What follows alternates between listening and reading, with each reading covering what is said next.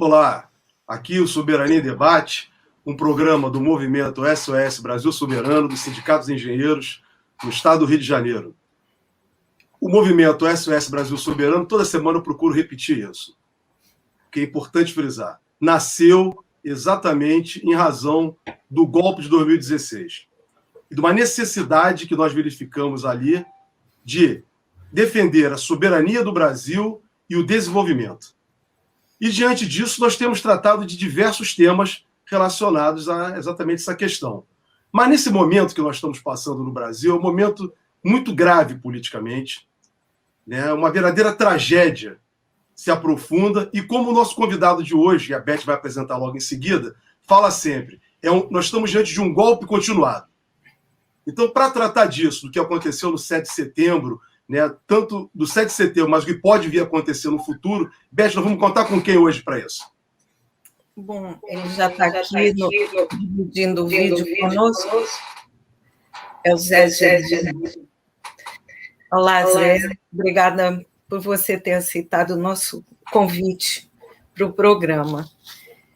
Bom, Zé, você acumulou na sua vida um saber político muito importante para toda a militância, desde a resistência armada à ditadura militar no Araguaia, na sua passagem pela Câmara como deputado federal, durante a perseguição judicial e política no chamado Mensalão, até a sua absolvição, na participação no Ministério da Defesa do governo Dilma, na presidência do Partido dos Trabalhadores. Então, é uma experiência muito importante para a gente compartilhar.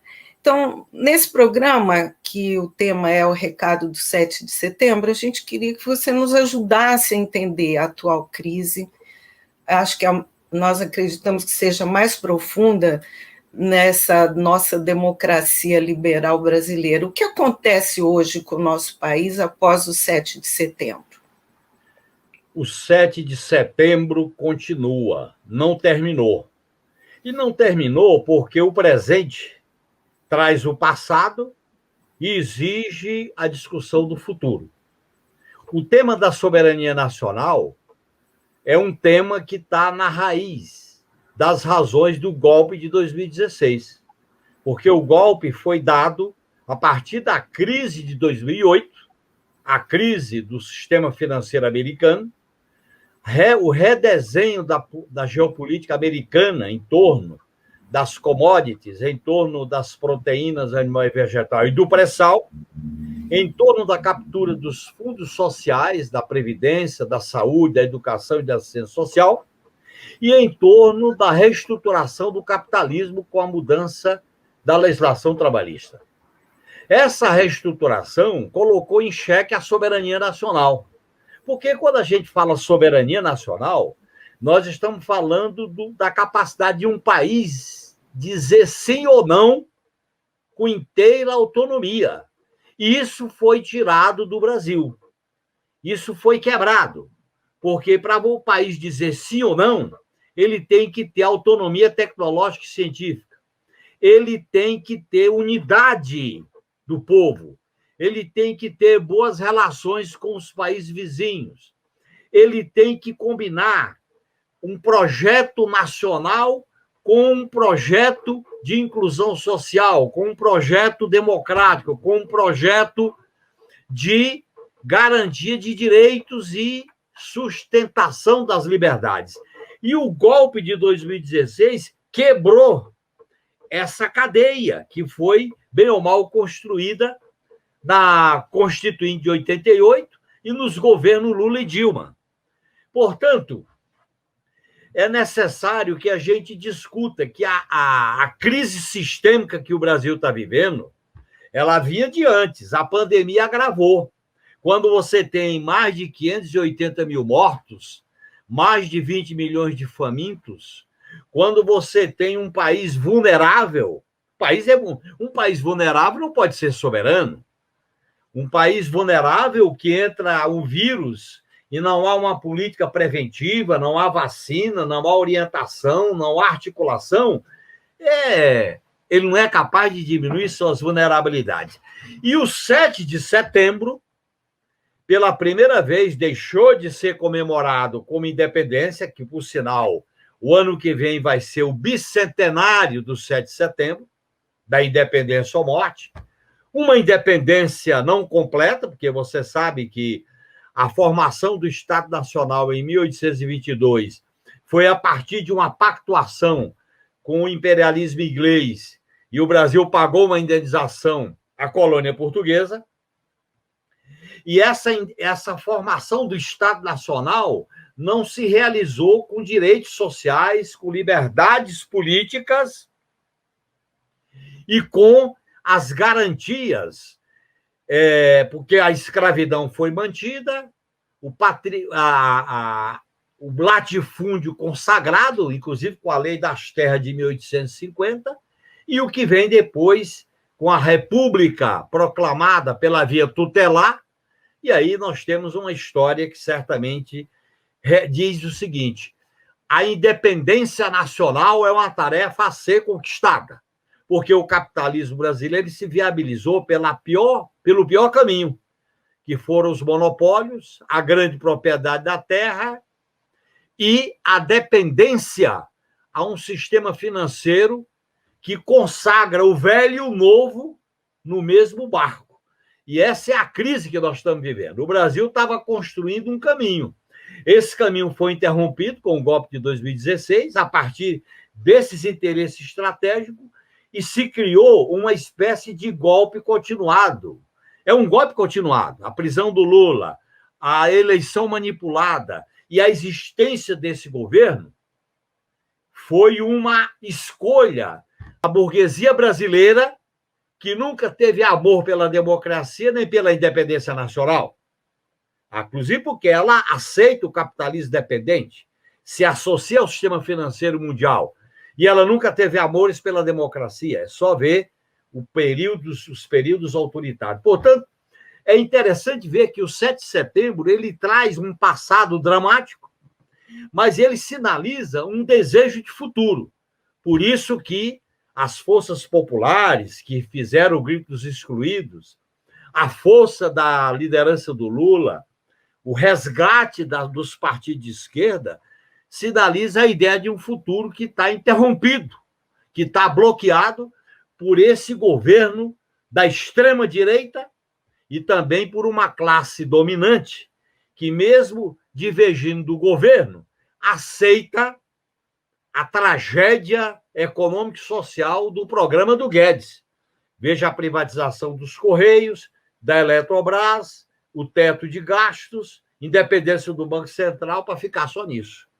Portanto, há um processo de destruição de direitos, destruição da soberania, eliminação das políticas públicas, e o Brasil caminha para uma catástrofe.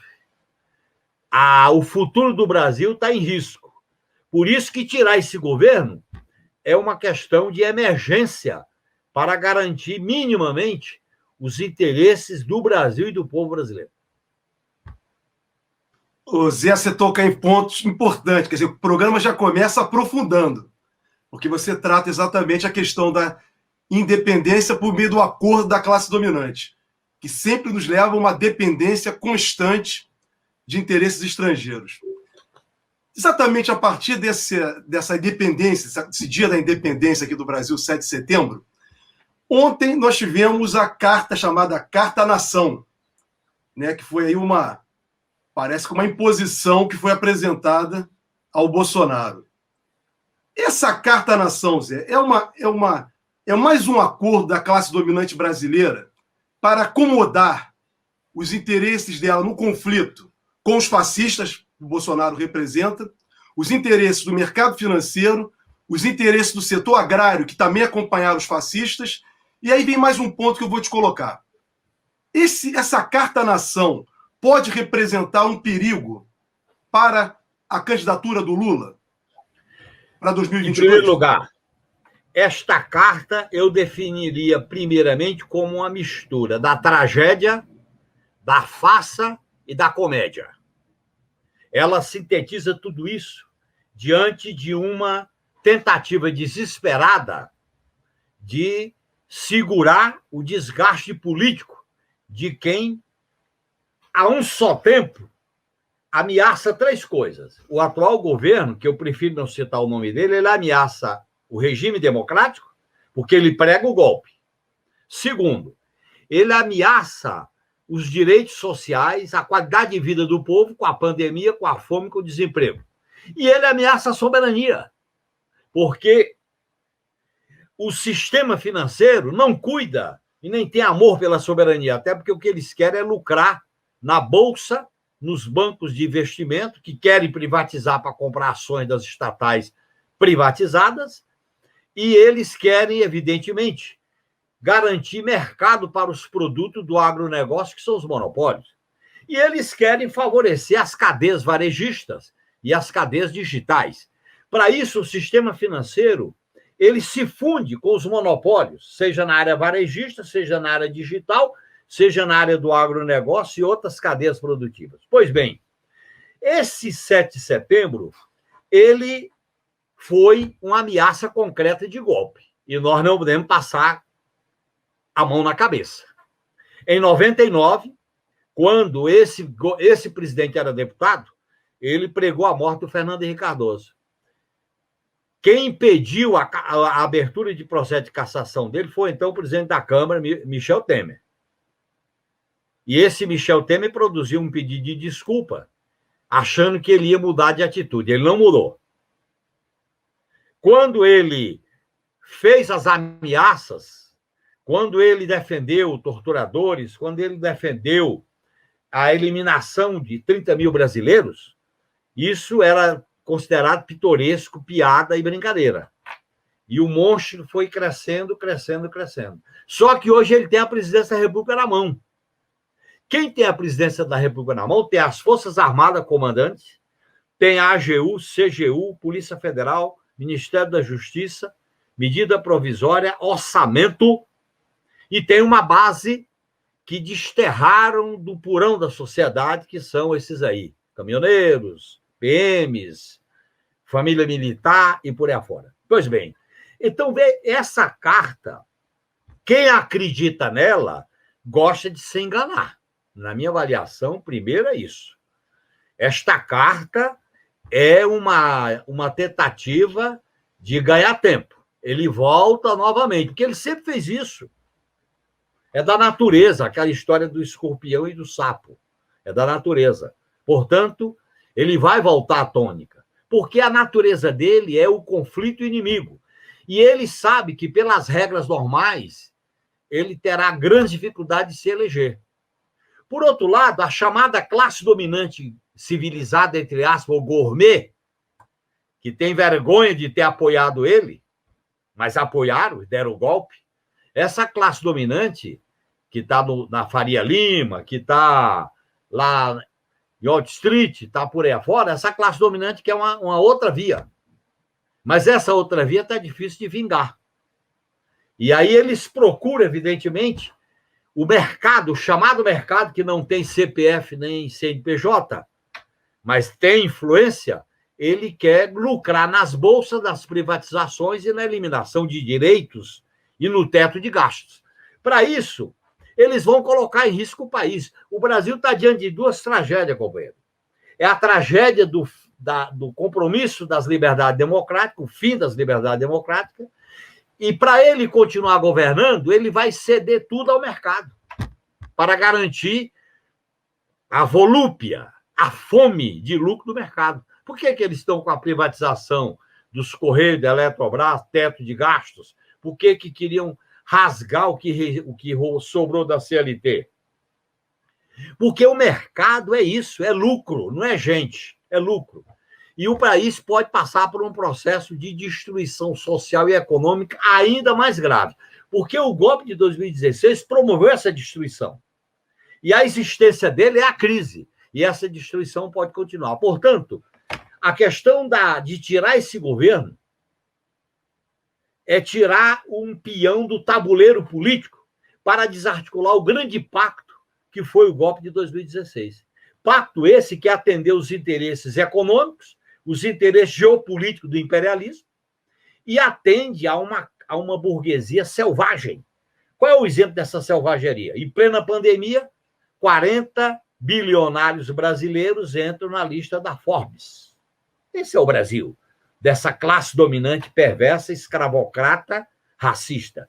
Então, lamentavelmente, e eu digo isso com muita tristeza, eu não esperava que se fizesse uma comédia de mau gosto.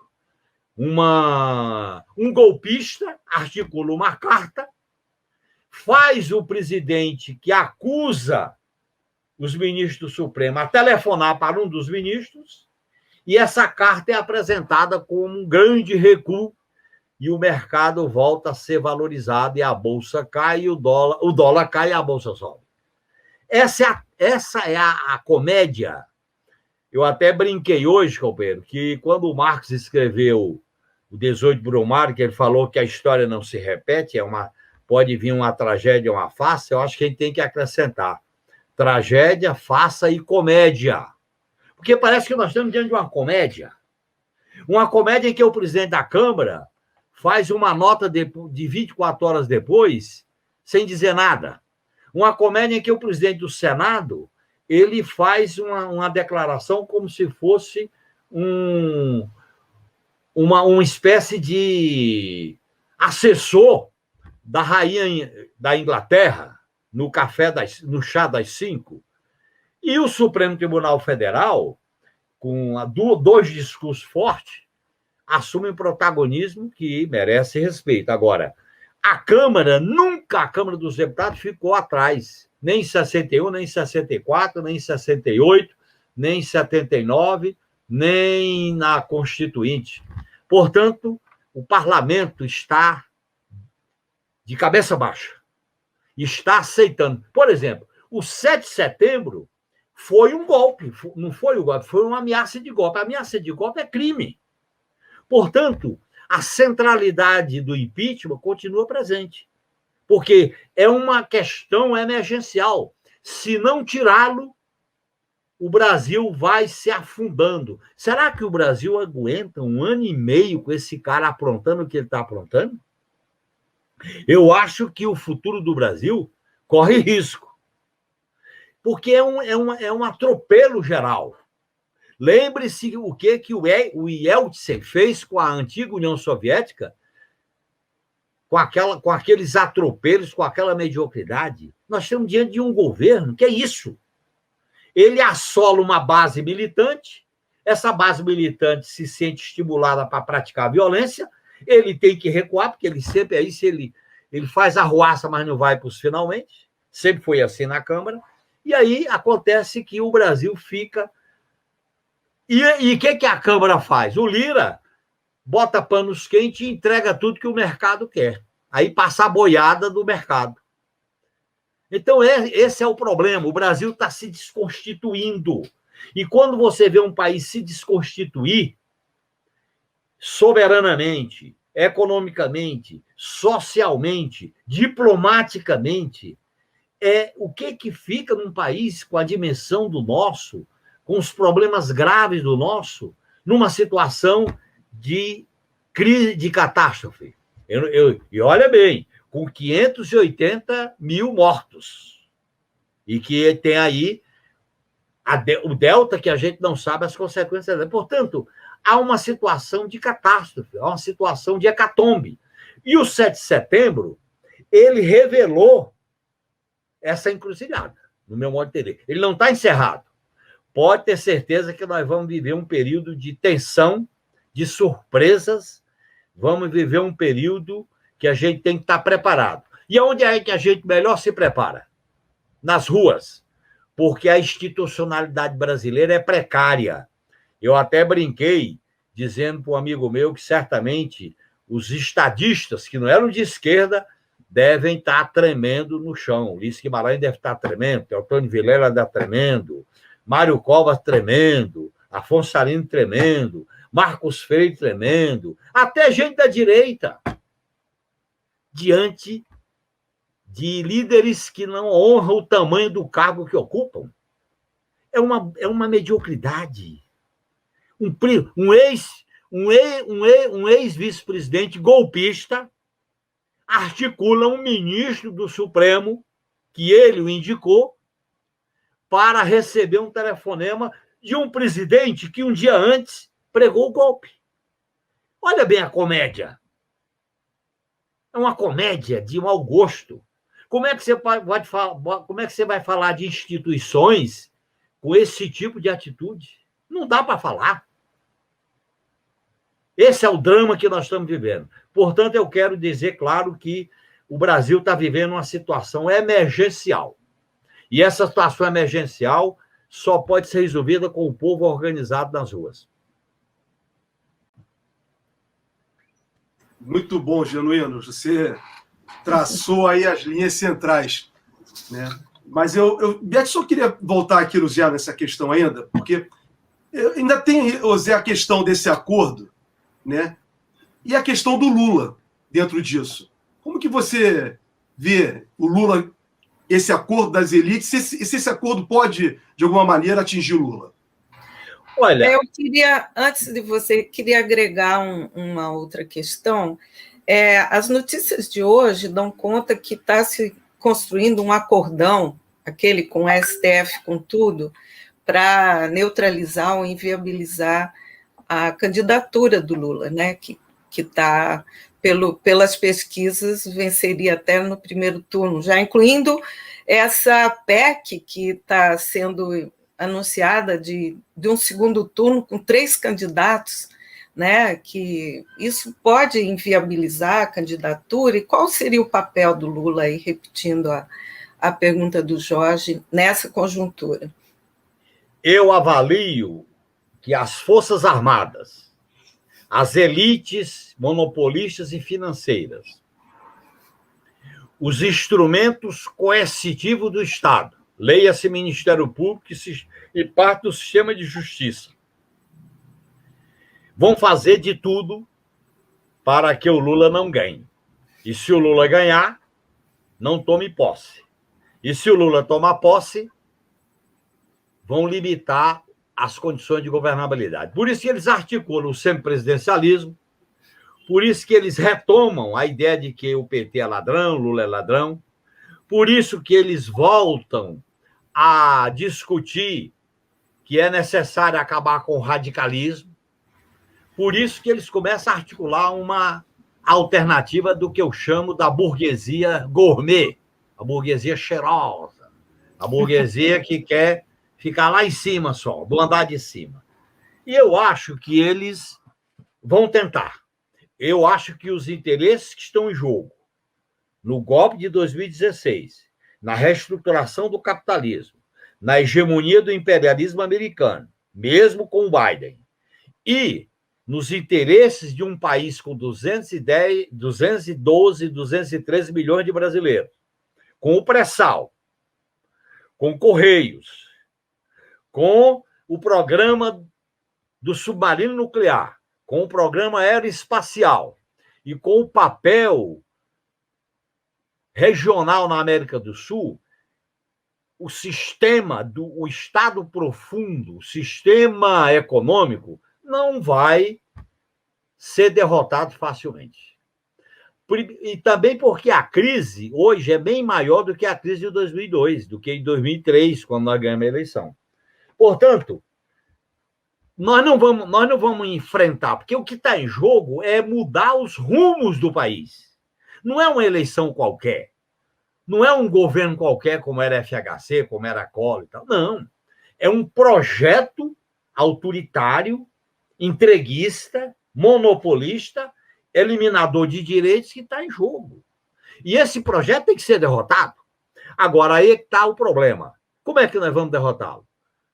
Nas ruas, com o povo organizado, com uma frente popular democrática à esquerda, combinando frente estratégica com aliança pontual, que eu faço uma diferença, e, ao mesmo tempo, fazer o enfrentamento. Nós não estamos vivendo um tempo de Lula, paz e amor, de conciliação nacional, de acordo nacional. Isso não existe. Essa classe dominante não é desse tipo, não é desse naipe. Então, eu acho que nós vamos entrar numa encruzilhada. Eu estou sendo muito franco nesse debate. E essa encruzilhada, o 7 de setembro revelou. Quer dizer, o cara faz o que faz, e o presidente da Câmara disse que foi plena liberdade de manifestação. O cara faz o que faz, e o Procurador-Geral da República disse que foi liberdade de manifestação. O cara faz o que faz, e o mercado bate palma por uma carta que não, de quem assina não tem credibilidade, porque ele já fez isso várias vezes. Mas o que os caras querem não é um projeto de país, não é um povo que se alimente, que tem emprego, não é um país soberano, não é um país democrático, não é um país que respeite a luta das mulheres, da comunidade LGBTQIA+, dos quilombolas, dos indígenas, da juventude negra, da luta antirracista, não. O que eles querem é um país do lucro, que seja uma plataforma de produtos agrícolas e minérios, e seja consumidor do que é produzido lá fora. Essa é a classe dominante que governa o país, e ele é um instrumento disso, ele é uma escolha. Ele foi a escolha para derrotar o Haddad, para derrotar o PT. Prenderam o Lula, botaram ele para derrotar quem? Derrotar a esquerda. Então, nós temos que fazer uma luta dura para voltar a disputar os destinos do país. Eu acho que o papel do Lula não é discutir agora alianças, não é discutir agora articulações para disputar 2022. O papel do Lula é ser um articulador deste movimento popular democrático para tirar esse cara. Porque a permanência dele durante 1 ano e meio, vamos imaginar o melhor cenário, ele fica durante 1 ano e meio. O que nós vamos encontrar depois de 1 ano e meio nesse país? O que nós vamos encontrar para governar? Destruição. Vamos imaginar. E aí, o que acontece? Essa burguesia é capaz de fazer casuísmo. O que eles já fizeram, para mim, não é surpresa. Eles são capazes de fazer, por exemplo, semipresidencialismo, criar algum mecanismo para inviabilizar, que eu acho difícil, mas tudo pode, a candidatura do Lula. Porque eles não aceitam que as forças populares de esquerda voltem a governar o país, porque tem muita coisa de jogo. E vocês sabem que, com a profundidade da crise, nós não podemos fazer omelete sem quebrar ovos. Nós não podemos curar sangria com esparadrapo e band-aid. Tem que fazer cirurgia. Senão o povo não vai ter emprego, direitos, saúde, educação, comida, previdência, salário mínimo decente, como foram as marcas do nosso governo. Portanto, eu acho que nós estamos nessa encruzilhada. Para mim, o 7 de setembro foi a data da encruzilhada. A encruzilhada em relação à independência. A encruzilhada em... Porque o que é a independência de um país? É você ter soberania para dizer o que quer, mas o povo tem que estar feliz, tem que estar comendo, tem que estar empregado. Não pode estar morrendo na fila da... O povo hoje está morrendo ou na fila da Covid ou na fila da fome. Como é que você pode falar em soberania desse tipo? Então, eu acho que a tarefa nossa é gigantesca. E eu acho que o papel do Lula é intensificar as mobilizações de rua. Por exemplo, eu acho que o Grito dos Excluídos foi muito bom, mas podia ter sido mais forte ainda. Eles produzem o medo, eles produzem a fantasia. Vai ter problema, vai ter violência. Você sabe que o medo, muitas vezes, é levantado como uma arma de dominação das pessoas. E nós temos que vencer o medo. E fazer grandes manifestações. A gente só vence o medo com grandes manifestações. E ter um grau de organização para evitar provocações e provocadores. E eu acho que o Lula tem um grande papel de ser o articulador dessas entidades, desses partidos à esquerda, com uma plataforma política que coloque a questão da soberania nessa plataforma e, evidentemente, possa ter uma articulação permanente na realização de manifestações. Nós não podemos agora ir para a manifestação do dia 12 do MBL. Não dá. Tudo bem que ele se manifeste, que é um direito dele, tudo bem. Mas a gente engrossar, não dá. É como diz uma amiga minha baiana, a terra é redonda, mas nós temos lado.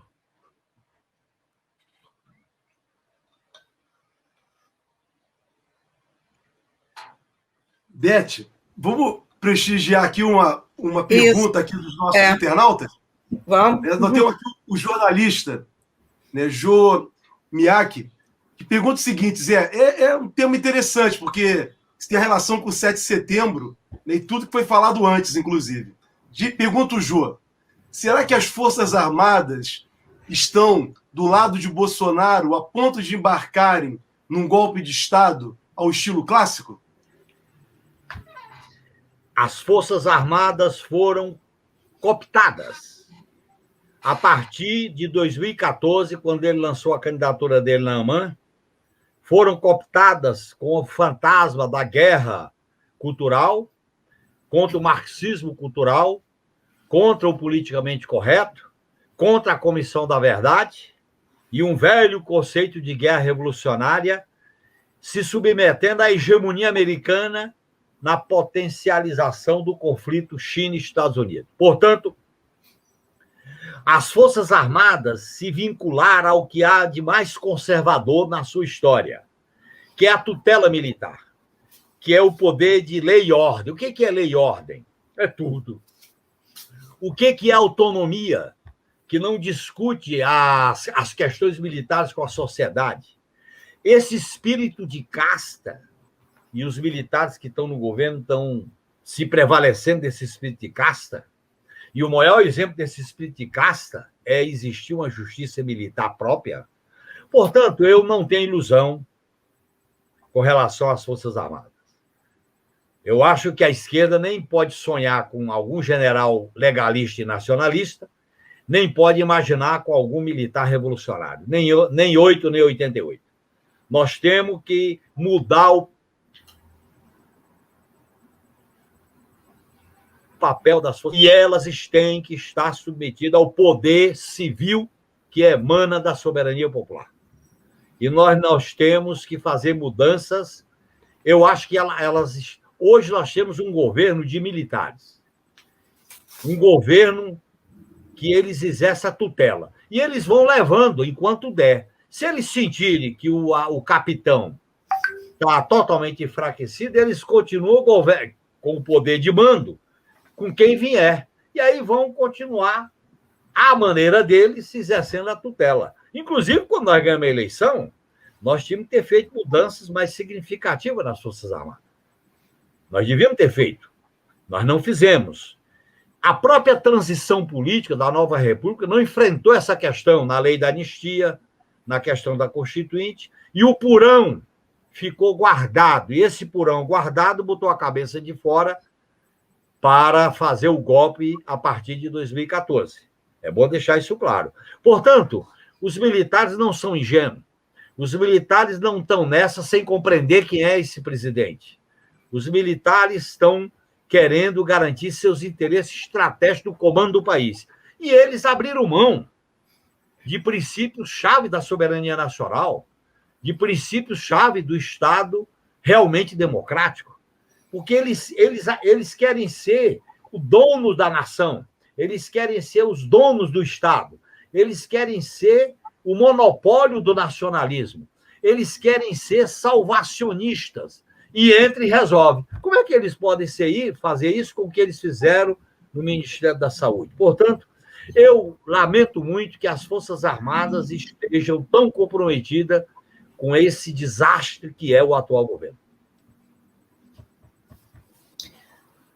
Zé, você falou na necessidade do Lula trabalhar na construção desse campo democrático, você falou em possíveis alianças pontuais, e você também insiste que a coisa mais importante nesse governo é tirar esse genocida da presidência. Como que a gente pode articular tudo isso? Antes dessa famigerada carta, horas antes, havia a proposta até do PSDB, que estaria reunido para apoiar a possibilidade do impeachment. É desse campo que você está falando, de articulação para tirar o presidente que está aí e já ir construindo a possibilidade dessa refundação do país?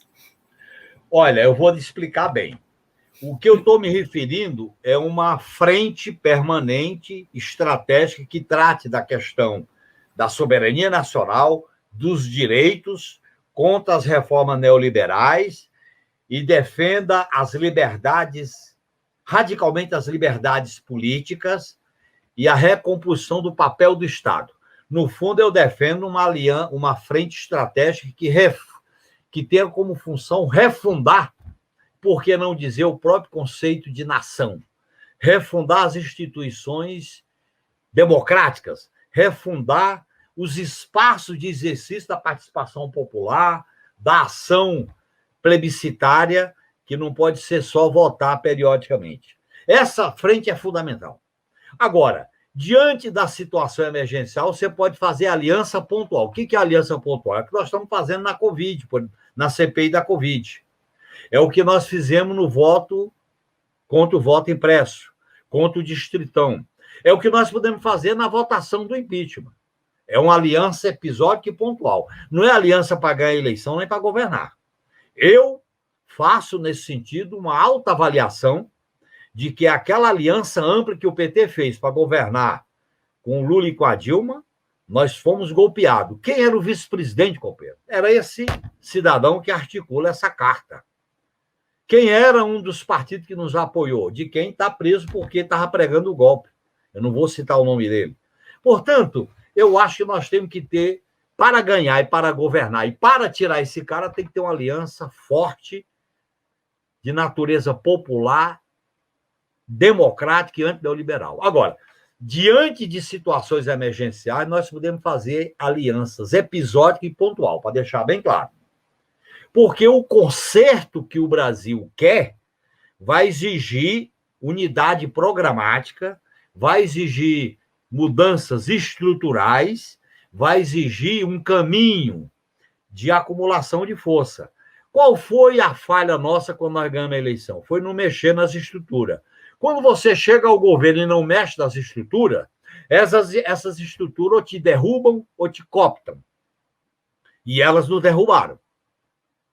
O golpe foi uma reforma autoritária preventiva, porque a gente respeitava as normas e eles nos golpearam antecipadamente, por causa do pré-sal, por causa da PEC da morte, como documento da ponte para o futuro, por causa da hegemonia americana na guerra contra a corrupção, de onde nasceu a cultura política do lava-jatismo. De onde nasceu a perseguição e a criminalização da política? Nos laboratórios da mídia privada monopolista, nos laboratórios do Departamento de Justiça, nos laboratórios da cúpula das Forças Armadas e nos laboratórios da classe dominante que quer lucrar com o mercado, quer lucrar com bolsa. Você sabe que hoje não são só os bancos comerciais. Esses bancos de investimento lucram comprando ações das empresas privatizadas, porque é lucro certo. Já pensou as ações dos Correios privatizados, como vai dar lucro para os bancos de investimento que não tem nem sede?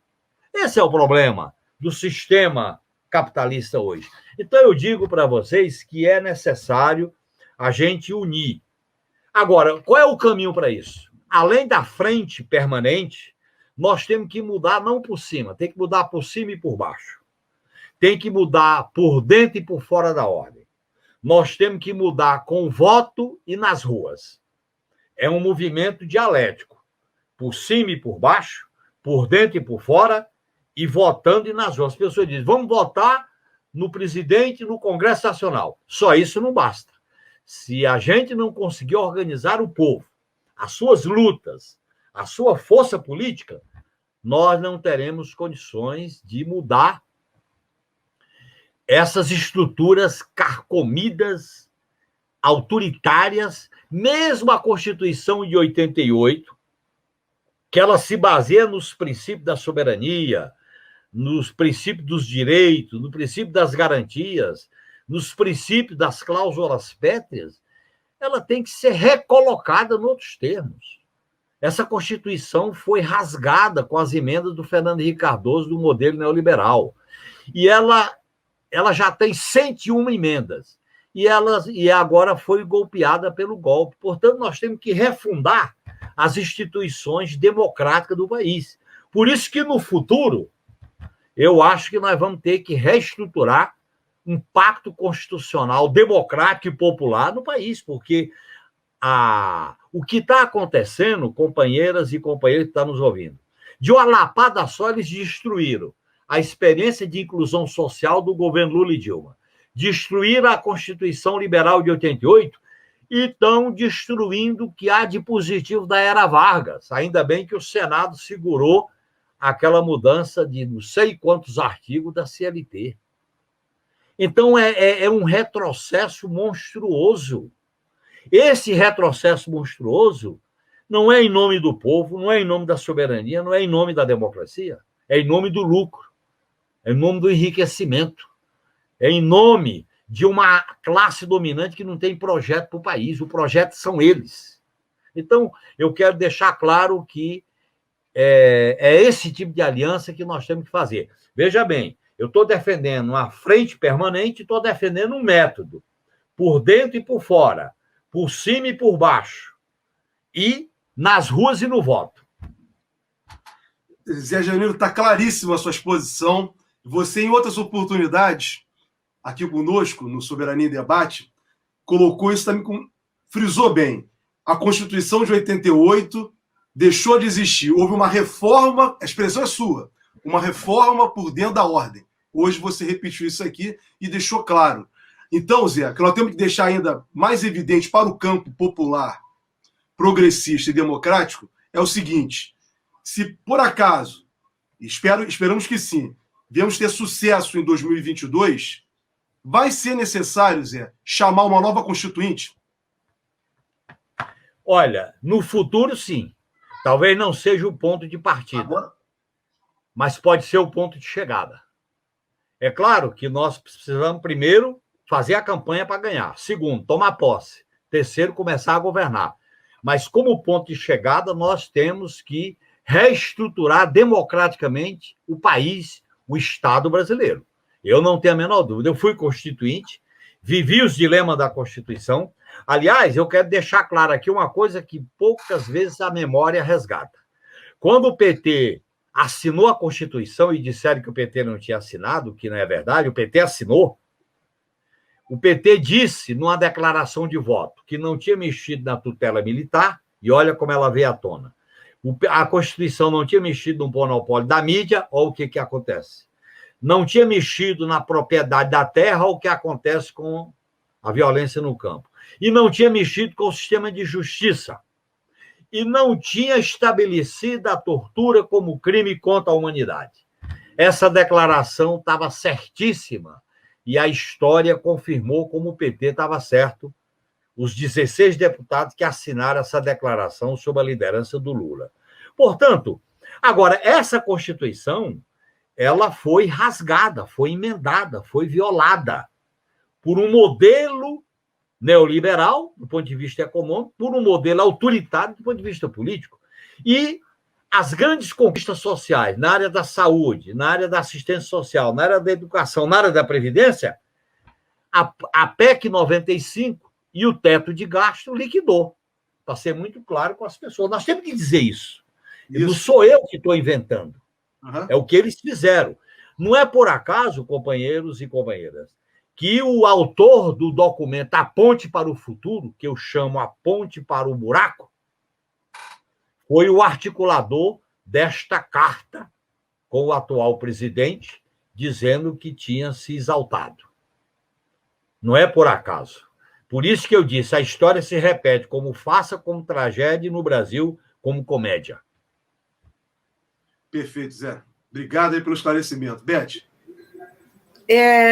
Zé, nós estamos... Você fala muito bem que o nosso lugar, o lugar do movimento democrático é nas ruas. Eu acho que as manifestações recentes, um pouco do grito dos excluídos, até vencendo o medo, né, uma juventude aguerrida, e agora nós vimos hoje uma passeata linda das mulheres indígenas em Brasília, defender, né, contra o marco temporal, né, que é uma outra tragédia que acomete os povos indígenas, esse lugar da rua, você acha que ele, combinado com esse movimento que você sugere por cima, esse movimento por cima, até uma pessoa que está nos acompanhando, ela fala, é um movimento pelo impeachment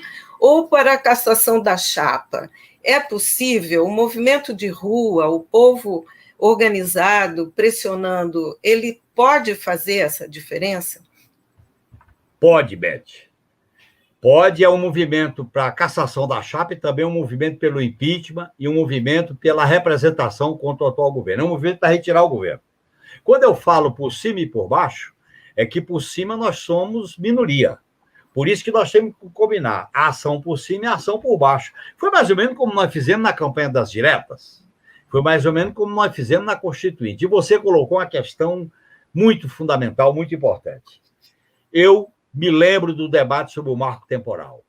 E eu estava na Constituinte. E quando a gente fez esse debate, nós fizemos esse debate deixando claro que não tinha marco temporal. Que nós estávamos dando o direito a resgatar uma identidade que o sistema proprietário, escravocrata, tinha liquidado. E eu digo para você que se nós não juntarmos com a luta das mulheres pelos seus direitos, com a luta dos quilombolas, com a luta da juventude, com a luta da comunidade LGBTQIA+, com a luta antirracista, com todas as comunidades, num bloco social único, nós não vamos ter força para enfrentar essas mudanças. Não adianta a gente ficar só nos palácios. Os palácios foram feitos não para o povo. O Lula foi criminalizado porque ele abriu os palácios para o povo, com as conferências.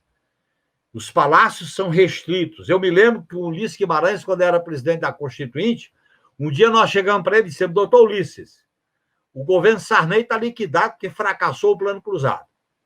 O sistema de justiça convalidou a ditadura militar. Nós perdemos a eleição das diretas. Botamos o povo aqui dentro do Congresso Nacional. Aí ele disse, tudo bem. Aí nós combinamos um dia entre os engravatados e no outro dia entre o pessoal da sandália havaiana. A bancada do batom, que era a luta das mulheres. Nunca, você se lembra aquela imagem do Ayrton, indígena, pintando a cara? A luta dos quilombolas, a luta dos indígenas, a luta da comunidade LGBTQIA+, que foi pela primeira vez, levantou a bandeira da União Civil. Portanto, a luta contra a criminalização do racismo. Portanto, eu acho que quando o Brasil ele se reconhece quando o povo existe, o povo vai para a rua. E a força da esquerda é exatamente estar junto com o povo, estar misturado com o povo como peixe na água. Para mim, eu acho que essa aí é a força que tem. E nós não podemos assistir, Beth, esse nível de violência contra as mulheres, principalmente as mulheres negras. Esse nível de violência contra os desempregados e desempregadas. Eu vi uns dados aí sobre a quantidade de jovens negras e negros que morrem nas comunidades das grandes cidades por força de uma segurança pública que trabalha com o conceito de inimigo. Nós temos que... O Brasil está precisando de passar por uma purgação. Temos que purgar o país desse passado colonial, patriarcal, racista, de uma elite perversa que nunca deu vez ao povo. Por isso que o Lula tem tanta força, porque o Lula é a possibilidade da voz e da vez do povo. Agora, é claro que nós temos que aprender com o passado para poder iluminar o futuro. E eu acho que esse desafio nós temos. A nossa força, eu não tenho a menor dúvida, é o povo. Eu vivi 26 anos no parlamento, aprendi a obstruir, sabia como negociar, mas eu tirei a seguinte conclusão. Por mais competente que a gente seja, por alguns espaços que a mídia nos dá, se a gente não estiver junto com o povo, eles cortam na hora que quiserem. Por isso que essa lição eu aprendi na própria vida e na própria carne. bem. Legal, Zé. Olha, tá passando rápido o tempo contigo aqui, cara. Pô, você tá passando rápido, explicando pra gente com muita profundidade, muitos temas, porque muita gente podia achar que o 7 de setembro fosse só aquela comédia que você bem colocou hoje aqui pra gente, essa tragédia e essa comédia. Zé, chegando já quase no final do programa, nós temos ainda um tempinho, mas qual é a lição que a gente pode tirar desse 7 de setembro? Você já falou muita coisa hoje aqui, mas agora projetando para o futuro. Primeira lição: continuar priorizando a luta para tirar esse governo e suas políticas. Portanto, priorizar a luta pelo impeachment. Segundo, politizar e organizar grandes manifestações de rua. Por exemplo, por ocasião do 15 de novembro, proclamação da República, no início de novembro, promover grandes manifestações. Terceiro, fazer capilaridade com manifestações por todas as cidades. Quarto, apoiar o relatório da CPI da Covid, que eu acho que vai ter um papel muito importante. Solicitar uma articulação para voltar na Câmara o impeachment. Colocar o impeachment na pauta da Câmara dos Deputados. Eu, inclusive, defendo a seguinte posição: se eu tivesse lá, eu fazia isso. Ou coloca o impeachment na pauta, então não vota nada. Você sabe que nós já fizemos isso no passado, né? Ou não vota nada. Tem apito, tem obstrução, não dá. Como é que a gente vai achar que é normal ficar votando as coisas e cento e tantos pedidos de impeachment que não entra na pauta? Então, nós temos que desnormalizar o anormal. E eu acho que vai ser fundamental compor um bloco de aliança progressista, democrática e popular. E esse bloco é permanente, que não exclui aquilo que eu chamo alianças episódicas e pontuais. Não exclui. Mas se a gente não tiver um bloco progressista, popular e democrático, que tenha como bandeiras as liberdades, a soberania, os direitos do povo, o enfrentamento da pandemia, a soberania nacional, nós não vamos muito longe. Então, eu quero juntar o imediato com o futuro, o emergencial com o médio e longo prazo. Diminuir os danos, mas apontar o futuro para as pessoas. O povo brasileiro está carente de esperança, de autoestima e de uma palavra de sonho. E, nesse momento, os líderes políticos têm que ter a dignidade e a ousadia de apresentar ao povo, estar junto com o povo. Não é propriamente dirigir o povo, é estar junto com o povo nas suas dores, no seu sofrimento, para dizer: vamos junto, vencer as dificuldades, combater os inimigos e construir um outro país. Muito obrigado, Zé. É isso. Eu estou super contemplada e muito feliz com a sua presença aqui, Zé. E todos estamos nessa mesma corrente que você deixa aqui, com essa palavra de sonho, de esperança e da possibilidade de mudanças do nosso país, que isso é uma constante, né? Nós não temos outra saída a não ser lutarmos e tentarmos, e o esperançar, né, do Paulo Freire, né, Zé? Esse ano nós completamos 100 anos do Paulo Freire, né? Aliás, eu quero me despedir dizendo que eu iniciei a política fazendo o curso de alfabetização do Paulo Freire. E eu aprendi o que é esperançar. E o esperançar, para mim, é não baixar a cabeça diante dessa ordem capitalista perversa e desumana. E, ao mesmo tempo, sonhar com outro modelo de sociedade, de um socialismo libertário, democrático, livre, que possa construir gente com felicidade material, espiritual e cultural.